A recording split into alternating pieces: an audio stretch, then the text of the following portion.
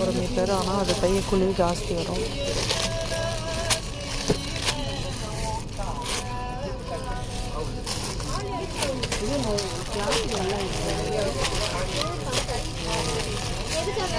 Yellow yellow அந்த மாதிரி dark yellow இல்லையா?